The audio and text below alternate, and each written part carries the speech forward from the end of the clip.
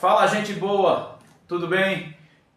Mais um vídeo aqui no canal. Esse vídeo é um vídeo compartilhando o texto que eu li hoje, meditando.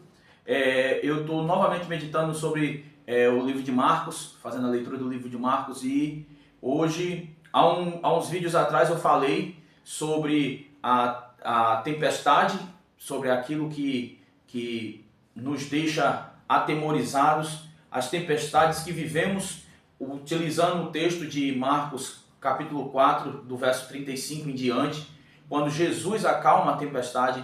E hoje eu quero trazer uma reflexão sobre a continuação desse texto. Então, o texto de Marcos 5, ele vem falar sobre um homem que vivia nos sepulcros, um homem chamado endemoniado gadareno. O endemoniado gadareno era, assim que Jesus encosta o barco, assim que Jesus para o barco na margem, completando o texto que nós já falamos aqui de Marcos, capítulo 4, do verso 31 em diante, que é o momento que Jesus diz, olha, vamos entrar no barco, vamos atravessar para o outro lado, e trazendo só uma breve lembrança aqui, Jesus ele faz uma promessa. Os discípulos ficam atemorizados porque o barco começa a encher de água. E uma coisa que eu falo no outro vídeo, vou deixar o card aqui em cima para você assistir, é que os discípulos eles não estavam mais na sua zona de conforto, porque eles estavam acostumados a navegar naquele mar, que é o mar da Galileia, e eles não sabiam quem estava no barco, o poder de quem estava no barco, e aí nós vemos todo um agir sobrenatural do Senhor, ele fazendo com que o mar se calasse, que as ondas ficassem, que o mar ficasse brando, que as ondas se acalmassem. Então, tem todo um contexto, e o texto de Marcos 5 vai nos mostrar esse momento que ele encosta o barco na margem, e automaticamente, no momento que ele encosta na margem do mar, o endemoniado gadareno ele vem ao seu encontro, ele sai de dentro dos sepulcros e ele vem ao seu encontro. E eu quero relatar algumas coisas que eu percebo muito importantes nesse texto. É que quando a presença de Jesus chega naquele local, automaticamente esse homem ele sai do sepulcro onde ele estava e ele vem correndo de encontro a Jesus. E o que acontece é que quando ele chega de encontro a Jesus, ele se prostra diante do Senhor, entendendo quem estava chegando naquele local, quem estava chegando naquele momento ali. Não era um homem comum, não era uma pessoa comum, mas era sim o Messias, sim o Criador de todas as coisas, Deus encarnado. Então, esse é o primeiro paralelo. Ele enxerga aquele homem que estava possesso por demônios, ele enxerga quem estava chegando naquele momento. Outra coisa que o texto deixa muito claro é que muitos já tinham tentado prendê-lo com grilhões, com algemas, com correntes, e ele quebrava todas. Ninguém conseguia parar aquele homem.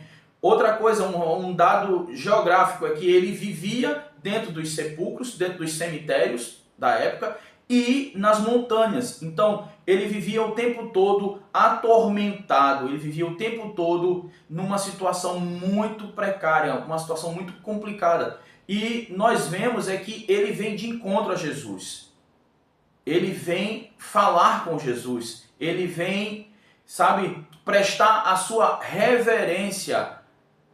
Ele faz a sua reverência ao Criador, sabendo que naquele barco não era apenas homens que estavam dentro daquele barco, mas havia um que era completamente diferente de todos. Então, fica aqui esse primeiro ponto, entender um endemoniado que vivia nos sepulcros, que vivia o tempo todo, se ferindo. O texto fala sobre isso, que ele vivia se ferindo com pedras, se machucando, e as pessoas acorrentavam ele e prendiam com as algemas, com os grilhões, e ninguém conseguia, controlar aquele homem. Naquele momento que o barco encosta na beira da margem do mar da Galileia, automaticamente aquele homem vem correndo e se prostra diante do Criador. Então, esse é o primeiro ponto que eu quero trazer para a sua reflexão.